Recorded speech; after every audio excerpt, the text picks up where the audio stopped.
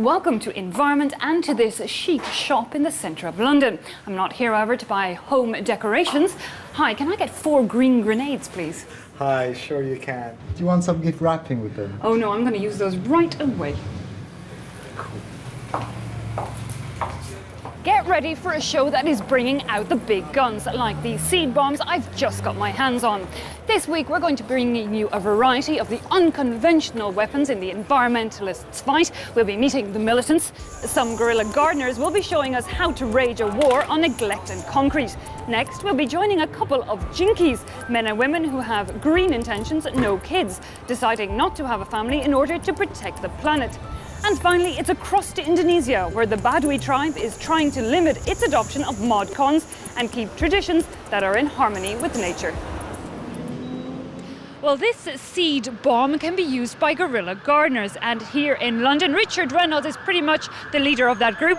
Good evening, Richard. Thanks so much for joining us. Hello. So tell me, how can I detonate this green grenade? Okay, so you've got one of the high-tech seed grenades there. This needs to be soaked in water to start with.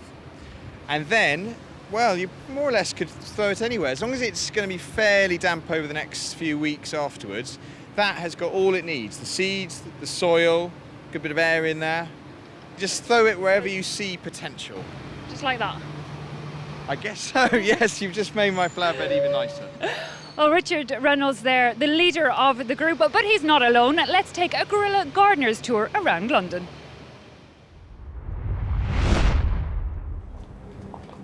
A primrose peeping out of the concrete, a pocket of resistance to the urban sprawl.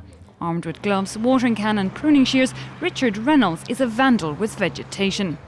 With help from his fellow guerrilla gardeners like Lila, he heads out to plant the town green. This is what I call pimping pavements. Lila and I, we planted this up at night about 2 months ago.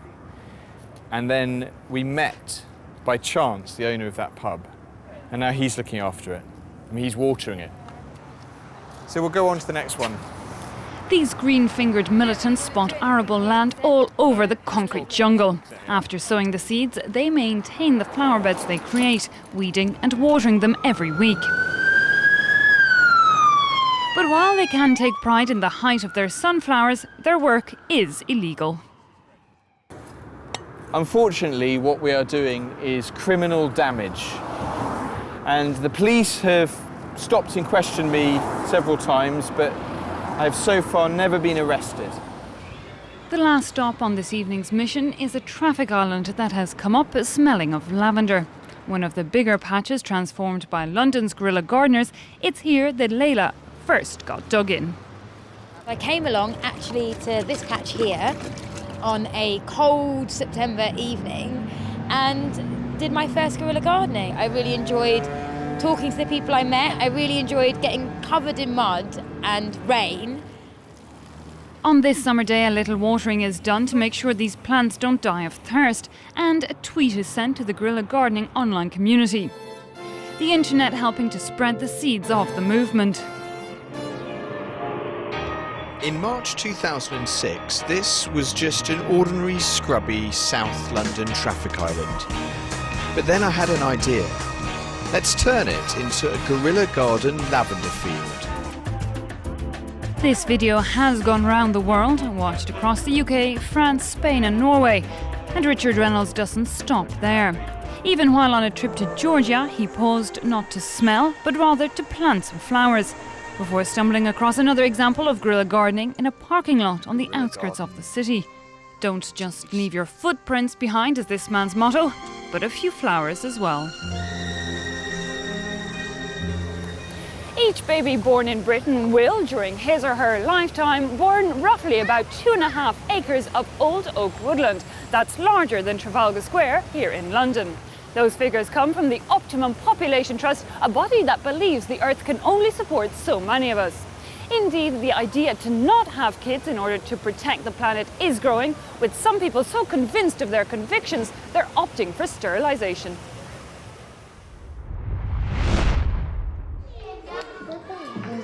Most mothers would be pleased to see children eating well, but each child consumes food, clothes and energy, and for a growing group of people, these kids may be cute, but they also put added pressure on the planet. Concerned about the environment, Linda Cook has become vegetarian. She watches what she consumes herself and has taken serious measures to make sure she doesn't have a baby. I did actually get sterilised, and I had it done under a local anaesthetic to make sure they did it. I have said to people, they say, well, if this happens or that happens, the human race might die out. And I say, and how would that be a problem? Because that would be one species on the face of the planet, and if we died out, the other species would thrive. Clement Canevet also wants to be sterilised, but for a different reason. I'm quite pessimistic about this. I don't think I want to bring a life into this world that I think is so terrible. For his partner Karine, the reasoning is simple. No children means a lot less waste being produced and a clearer conscience. I'm not saying that it's a big step for the planet. Really, it's a tiny step, but it's something.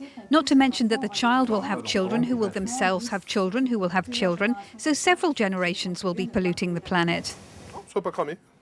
A growing number of couples are deciding not to have children for the sake of the environment.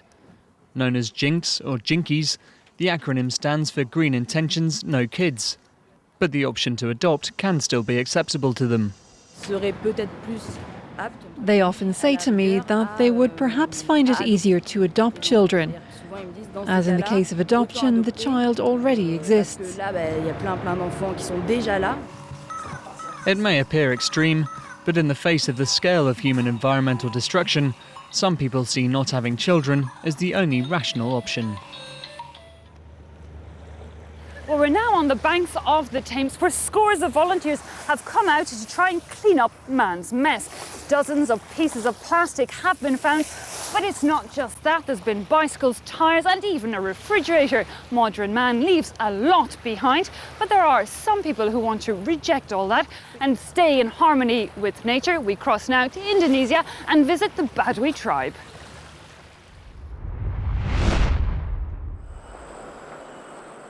Deep in the forest of Java lives a community of people called the Badwi. Here, on their 5,000-acre reserve, life has hardly changed in centuries. The 12,000-strong community has turned down offers from the government of electricity and schools. People here want to live in harmony with nature, with no modern devices. Well, nearly none.